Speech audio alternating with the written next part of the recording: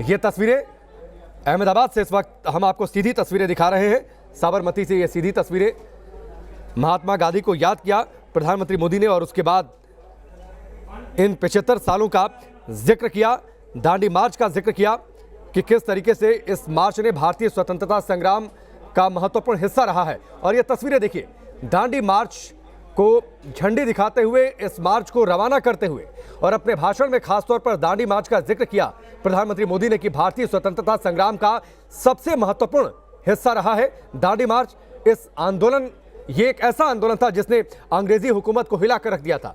और आप देखिए, इस वक्त इसी यात्रा को एक बार फिर से जीवंत करते हुए प्रधानमंत्री मोदी झंडी दिखाकर रवाना कर रहे हैं। 12 मार्च 1930 को 78 सत्याग्रहियों के साथ महात्मा गांधी ने इस यात्रा की शुरुआत की थी।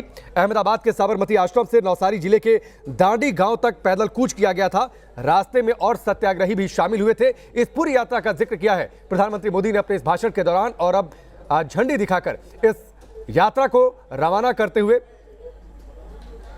साबरमती आश्रम से दांडी तक यह मार्च 386 किलोमीटर का ये मार्च होगा। और स्क्रीन के निचले हिस्से में लगातार हम आपको बता भी रहे हैं कि दांडी मार्च जैसे रवाना कर रहे हैं प्रधानमंत्री मोदी झंडी दिखाकर, उस मार्च का पूरा रूट क्या होगा। आगे मार्च आगे बढ़ेगा, आमोद, अंकलेश्वर, मंगरोल, फिर सूरत, नवसारी और दांडी में जाकर ये मार्च समाप्त होगा। और उस दौरान प्रधानमंत्री मोदी भी वहां पर मौजूद रह सकते हैं, ऐसी भी जानकारी है।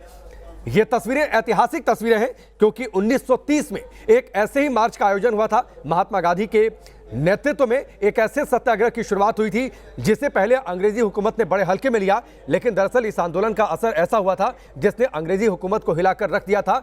नंगे पांव, हाथों में डंडा लेकर गांधी जी ने जब इस मार्च का नेतृत्व किया था, तब अंग्रेज समझे थे ये नॉर्मल मार्च है। लेकिन उसके बाद इस आंदोलन से ऊर्जा ऐसी निकली जिसने देश को आज़ादी दिलाने में महत्वपूर्ण भूमिका अदा की थी।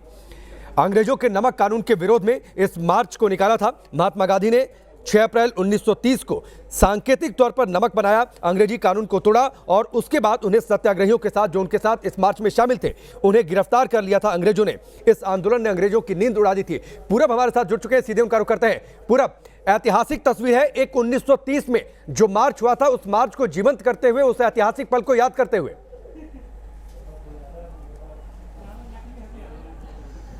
हम कह सकते हैं कि आज दांडी मार्च को 91 साल पूरे हो चुके हैं और आज प्रधानमंत्री ने अहमदाबाद के साबरमती आश्रम, जहां पर महात्मा गांधी जी ने नमक के सत्याग्रह की नींव रखी थी, वो दांडी मार्च दोबारा से शुरू हो चुकी है। आप देख सकते हैं कि मंच के पास से प्रधानमंत्री जो है उन्होंने हरी झंडी दिखा दी है और जितने भी जो हिस्सा लेने वाले लोग हैं, ये सारे जो लोग हैं वो गांधी जी के विचारधारा को फॉलो करने वाले लोग हैं। और इसके आगे भी कई और लोग जा रहे हैं, धीरे धीरे और लोग इसमें इकट्ठा होंगे। तो एक बड़ा और क्लियर मैसेज दिया प्रधानमंत्री ने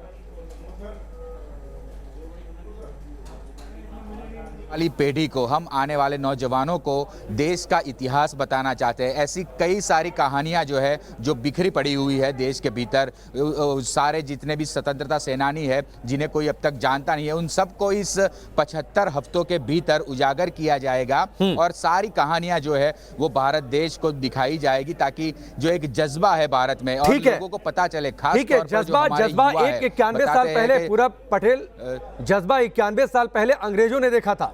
महात्मा गांधी का जज्बा, इस देश में आजादी के आंदोलन को लेकर जज्बा, उसका असर यह हुआ था कि 1947 में देश आजाद हुआ और उस आजादी के आंदोलन में इस आंदोलन की बड़ी भूमिका थी। और इसी बात को याद किया प्रधानमंत्री मोदी ने। और यह तस्वीरें आप देखिए, ऐतिहासिक तस्वीर है। एक बार फिर से उसी तर्ज पर दांडी मार्च का आयोजन किया गया है उस ऐतिहासिक पल को याद करने के लिए।